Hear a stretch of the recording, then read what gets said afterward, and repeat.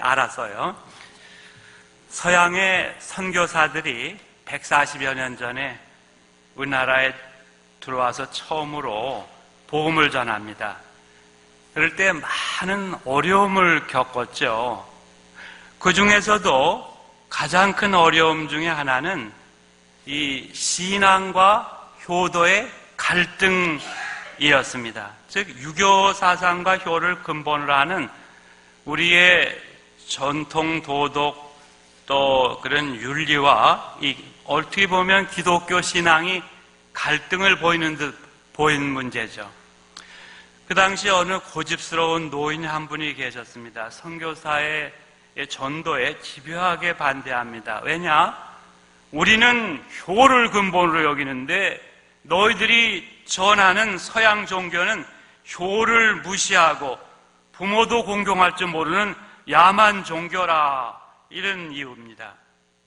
물론 성경과 또 기독교에 대해서 제대로 알지도 못하는 짧은 지식만으로 선교사에게 그렇게 이제 대들고 한 것이죠.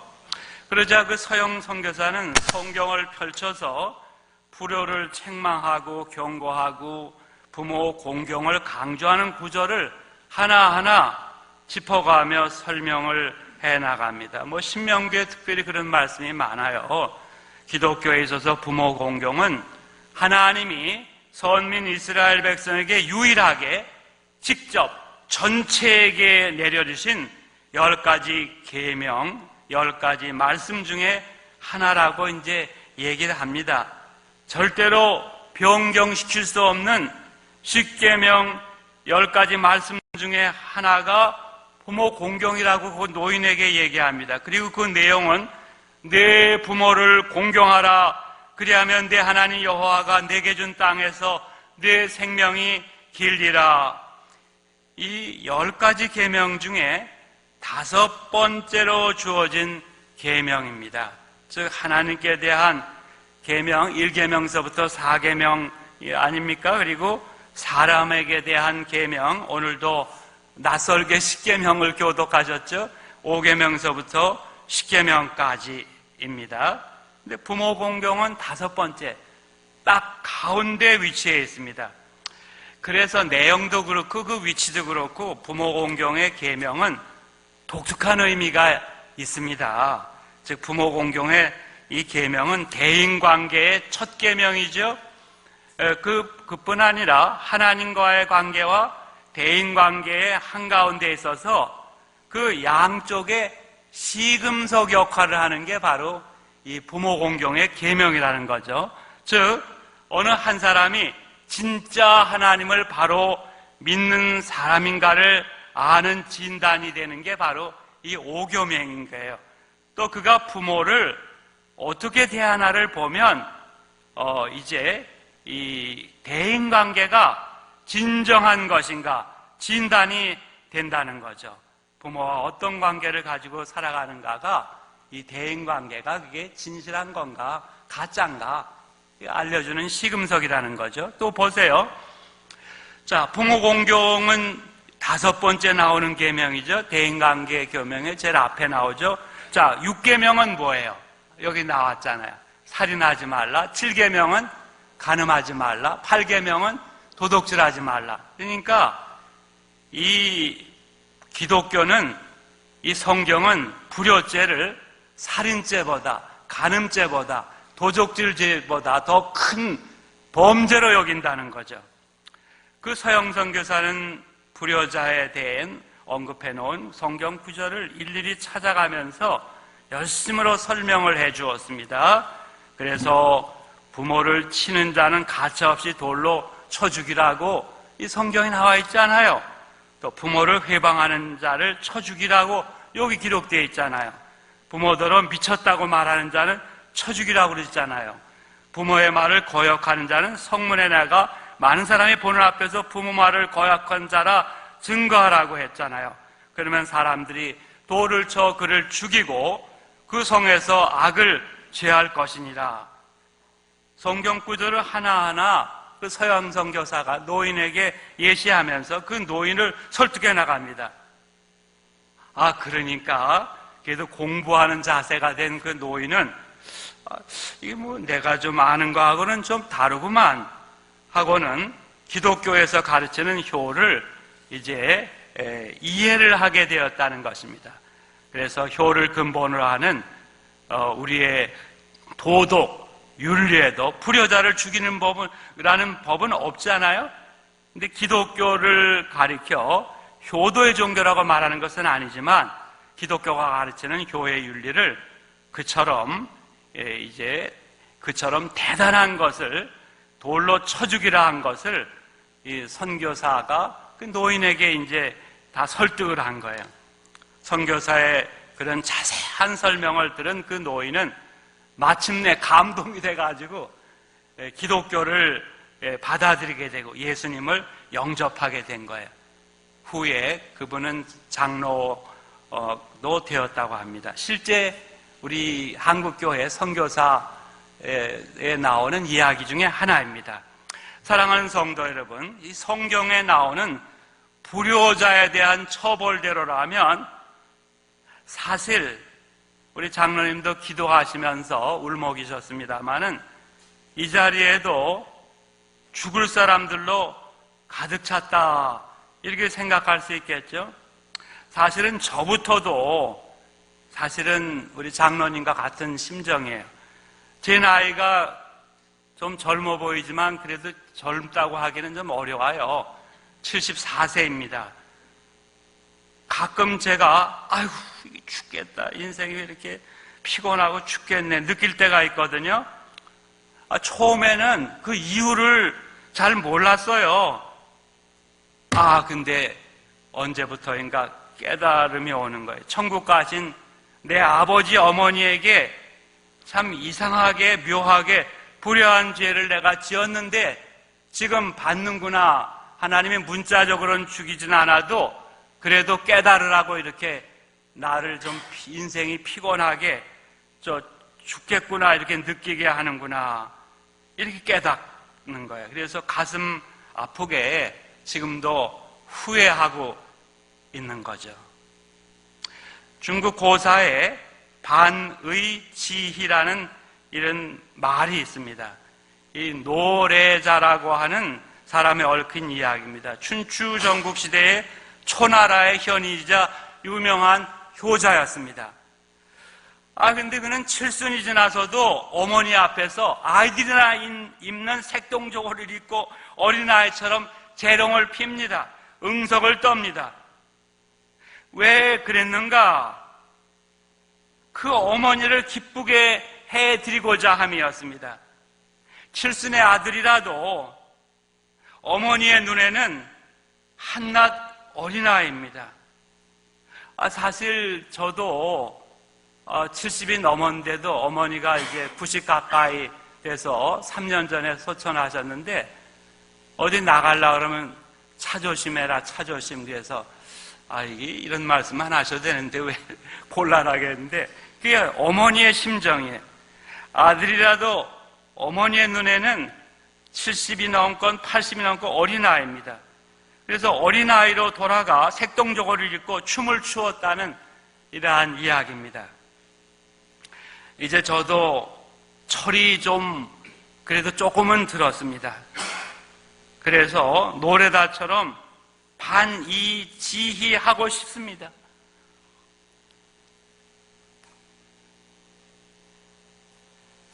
그러나 아버님은 23년 전에 돌아가셨습니다. 어머님은 3년 전에 돌아가셨습니다. 그래서 그렇게 하고 싶은 마음은 불타오르는데 또 살아계시면 안 했을지 몰라요. 돌아가시니까 편한 소리 그렇게 할 수 없는 거야. 하고 싶어도 정말 색동저고리 입고 춤을 추어 아버지 이거 좀 보세요 어머니 그럴 수가 없는 거예요. 어버이날 또 어버이주일을 맞이하여 저의 가슴은 참 많이 아픕니다. 후회 막심입니다. 오늘 본문을 통해 예수님께서는 제5계명 부모공경에 대해서 어떻게 말씀하시는가 한번 살펴보죠. 그래서 유전과 계명을 첨예하게 대립시키시면서 말씀하시는 거예요. 책망하시는 말씀이에요. 하나님의 계명, 이 하나님의 말씀을 지나치게 인간적으로 재해석합니다. 그래서 종교 소위 인플레이션을 야기시켰다는 것입니다. 그 계명인데 그 본래성을 훼손시켰다는 것입니다. 자, 예를 들어 봅니다. 창세기 2장 17절에 보면 하나님이 이렇게 말씀하시는 거예요. 선악을 알게 하는 나무의 열매는 먹지 말라. 내가 먹는 날에는 반드시 죽으리라. 그런데 뱀과 대화하던 중에 하와는 뭐라고 말하나요? 사탄이가 그 하나님이 뭐라고 그러시대? 그러니까 너희는 먹지도 말고 만지지도 말라. 너희가 죽을까 하노라 하셨느니라. 보세요. 하와의 그 말, 원래 하나님의 말씀, 하나님의 계명과는 관계가 없습니다. 사탄에게 유혹되다 보니까 하와가 그렇게 요상하게 하나님의 말씀을 왜곡시켜서 말하는 거죠. 하나님의 말씀을 불신한 데서, 무시한 데서 나온 하와의 말 아닙니까? 또 안식일에 대해서도 그렇습니다. 오늘 십계명 중에 우리가 교독했습니다. 분명히 하나님은 안식일을 거룩히 지키라 말씀하셨습니다. 근데 왜 장로들이 전통을 만들어가지고 불을 켜느니 마느니 옥겨름을 매느니 푸느니 지팡이를 드니 마니 하느냐는 이러한 지적입니다. 예수님은 그것도 책망하신 것입니다. 안식일의 소중한 근본 뜻을 잊어버렸기 때문입니다. 본문에서는 이렇게 인간의 전통과 인본적인 깨알 같은 그 재해석, 괴상한 재해석을 책망하신 것입니다. 예수님께서는 그 기회에 인간의 유전이 하나님의 계명을 어떻게 저버리는가를 확실히 드러내 보이시기 위해서 구체적인 신뢰를 드신 것입니다. 자, 오늘 본문 그 11절에 보세요. 거기 보면 고르반이라고 하는 제도가 나오지 않아요? 이 고르반은 본래 시작은 하나님께 바쳐진 선물을 일컫는 말입니다. 이 양은 고르반이 되었다, 이 곡식은 고르반이 되었다 라고만 말하면 그것은 아무도 손댈 수 없다는 선언이었습니다. 사적인 용도로 이후부터는 쓸 수 없다는 선언이었습니다. 아마 생각하건대 처음에는 순수한 마음, 선한 목적에서 생겨났을지 모릅니다. 그러나 세월이 흐릅니다. 그것이 이기적 목적, 악한 목적, 얄팍한 목적으로 악용되고 왜곡되었습니다. 즉 부모님에게 당연히 들어야 할 것도 고르반해서 드리지를 않고 자기가 가지고 사용한다든지, 부모님 모시기 싫으면 고르반해서 나는 하나님께 바쳐줬어 해서 거부하는 일이 공공연히 자행되었다고 하는 것입니다. 예수님의 시대에 그런 일이 만연했습니다. 그래서 예수님께서 보시고 한탄하시고 분노하셨습니다. 13절을 보세요. 너희가 사람의 계율을 만들어 하나님의 계명을 어긴다. 입술로만 하나님을 섬기고 내적으로는 경건을 배반한다. 지적하며 분노하신 것입니다. 이 7절 말씀 보세요. 헬라어로 좀 사용하는 걸 용서하세요. 디다스 콘테스라는 동사. 사람의 계명으로 교훈 삼아 헛되이 가르친다. 8절 보세요. 아펜테스. 하나님의 계명을 버렸다. 책망하십니다. 9절 보세요. 아데테이테 리젝트. 하나님의 계명을 저버렸다. 책망하십니다. 13절 보세요. 아크론테스. 하나님의 계명을 폐해버렸다. 이렇게 지적하고 분노하시고 책망하시는 거예요. 즉 인간적인 윤리와 인습을 따라서 소중한 하나님의 계명을 폐해버리고 말았다는 것입니다. 그래서 예수님은 말씀은 부드럽게 하셨는지 모르지만 분노하셔가지고 지적을 하십니다. 왜 책망하시나요? 다름이 아니라 이 소중한, 영원히 폐지할 수 없는 하나님의 말씀, 하나님의 계명이기 때문입니다. 따라서 제5계명, 내 부모를 공경하라는 계명 앞에서 더 이상은 우리가 이번 이 코로나와 함께 맞는 어버이주를 계기로 교묘한 해석, 고르반적인 해석을 내려서 불효하는 핑계로 삼으면 안 된다는 것입니다. 옛날엔 고르반 유대 사람을 했지만 우리는 지금 코로나 때문에 코로나 때문에 부모님 섬기는 게 불가능해. 이런 계명을 폐하는 일이 있어서는 절대 안 되겠죠. 내 부모를 공경하라는 것은 영원한 하나님의 말씀 중에 하나입니다. 영원히 폐지 못할 계명이기 때문이다. 해도 좋고 안 해도 좋은 게 아니라 안 하면 안 되는 하나님의 벌이 따르는 절대 계명입니다. 하나님과의 관계와 인간과의 관계를 이어주는 중요한 계명이기 때문입니다. 자, 들어보세요. 에베소 6장 1절. 자녀들아, 주 안에서 너희 부모에게 순종하라. 그 뒤에 무슨 말이 나오죠? 이것이 옳으니라. It is right. 부모 공경, 당연한 일이라고 하는 것입니다. 부모 공경하는 것은 의도, 손도 아닌 인간의 평균선입니다. 지금 우리나라에서 효자, 효부를 표창하는 것은 타락한 증거입니다. 평균적으로 하는 걸 갖고 하도 불효하는 자들이 많으니까 보통 하는 사람을 표창하는 이런 타락을 의미하는 거죠. 따라서 5계명 앞에서 더 이상 우리는 묻지도 말고 따지도 말고 그대로 그 계명대로 순종해야 됩니다.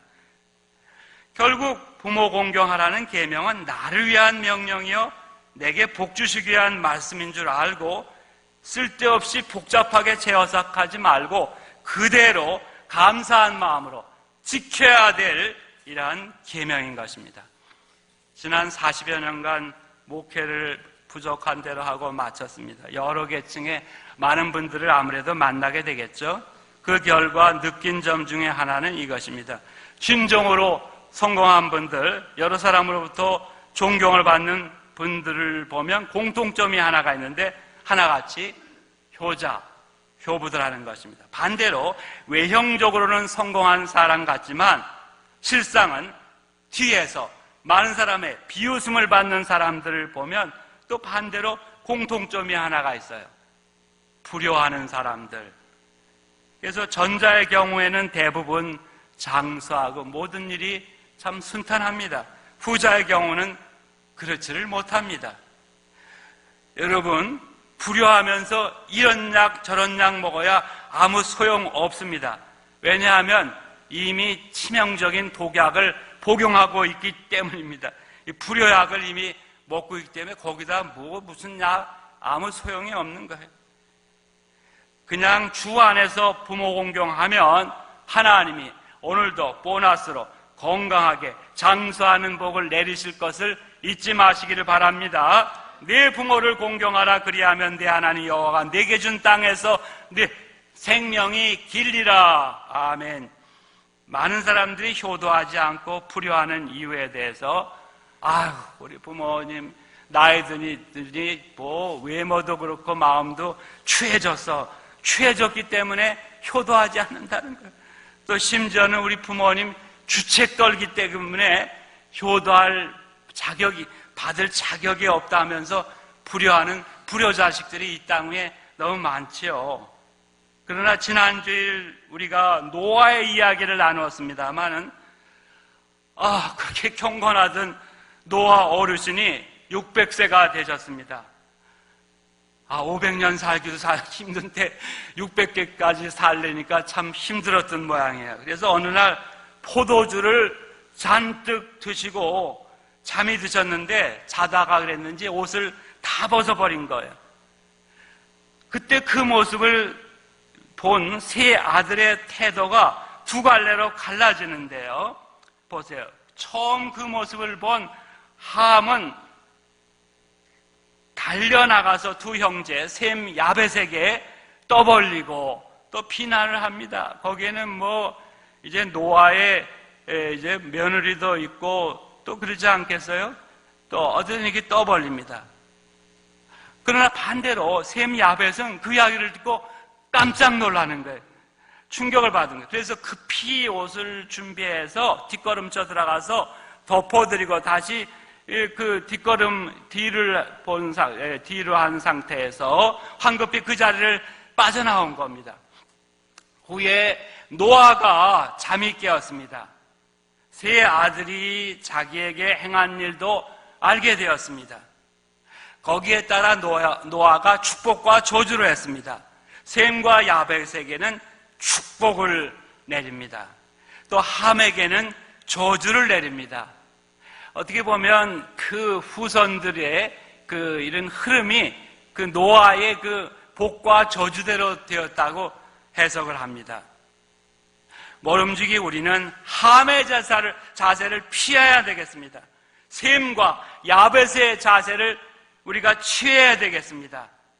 즉 부모님이 평생에 베풀어준 은혜를 중심으로 존경하고 구체적으로 또 공경해야 되겠습니다. 자식들이라면 껌뻑 죽고 자식들이라면 어떤 돈 빚을 내서라도 그 쓰는 그 돈의 4분의 1이라도 잘라가지고 부모님에게 사용해야 되겠습니다. 그리고 연세에 드시면 자연히 나타나는 민망함에 대해서는 이 셈과 야벳처럼 덮어드리는 자세를 취하여 마땅한 줄로 믿습니다. 자식이 부모의 허물을 까발리면 다른 사람들은 말을 못하게 자식이 덮어드려야 다른 사람들도 그 내 부모님을 존경하는 것 아닙니까? 성도 여러분, 자녀 양육 잘 하시고 싶으신 분들 한번 손 들어보세요. 한번 다. 이건 제가 말하는 건 무슨 복선이 없어요. 그 문자 드리니까 내리세요. 비결을 가르쳐 드릴게요. 요즘 세간에서 보셨잖아요. 자녀들에게 세상 스펙 쌓아주기 위해서 혼신의 힘을 다할 게 아닙니다. 먼저 가정에서 내 부모님부터 공경하는 모습을 보여주시기를 바랍니다. 이것이 길이길이 최고의 자녀 교육, 자녀 양육이 될 것을 믿습니다. 믿음대로 될지어다.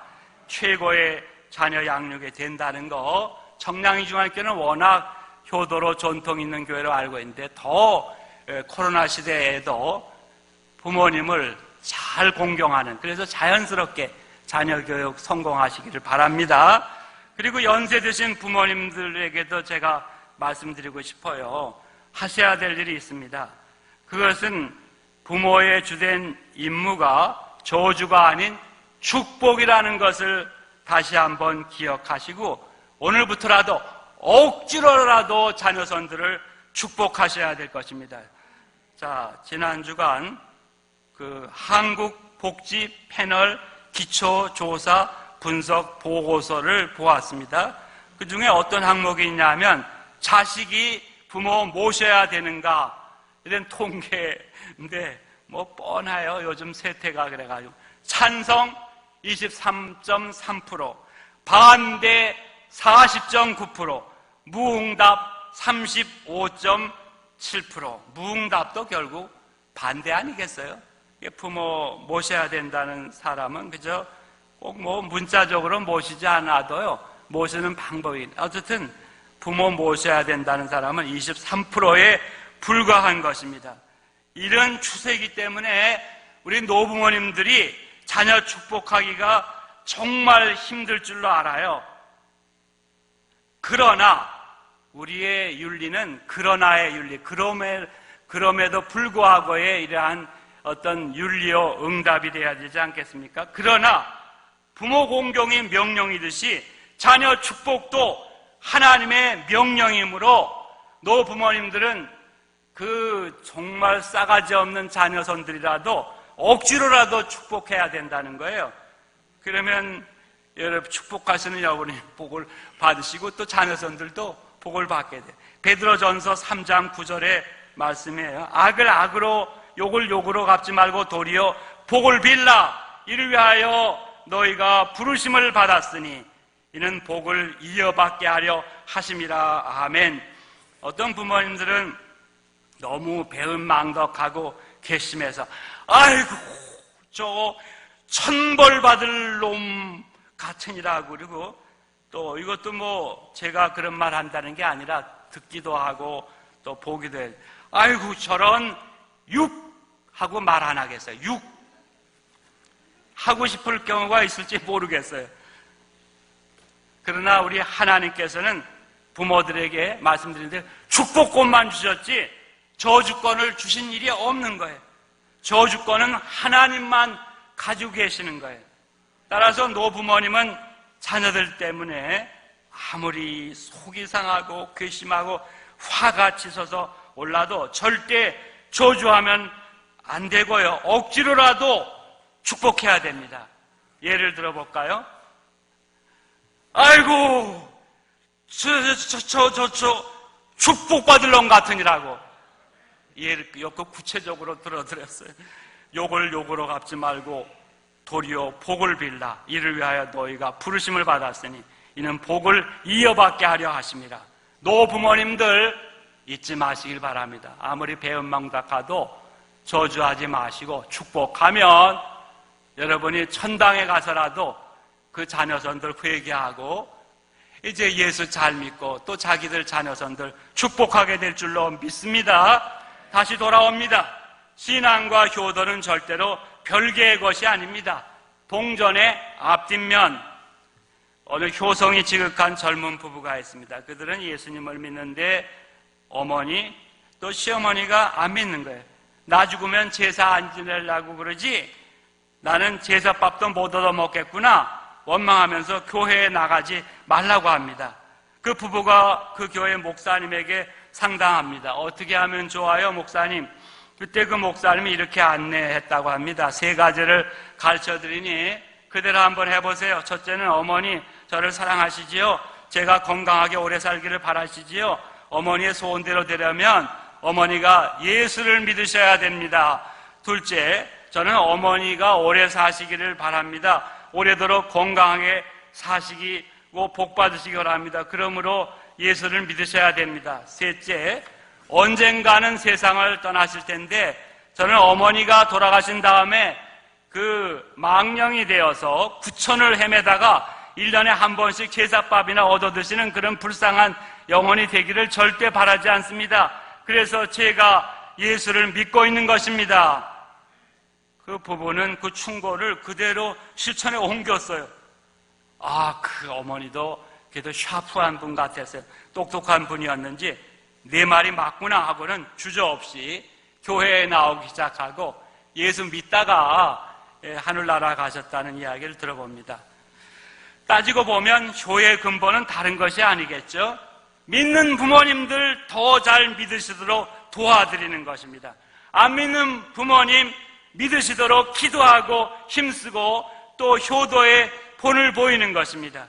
어느 중국 선교사는 거기 가서 주로 전도하는 메시지가 뭐냐 하면 여러분 참으로 효자가 되고 싶으면 예수님을 믿고 부모님에게 말로도 삶으로도 전도하세요 했다는 것입니다. 여러분 마지막으로 들어보세요.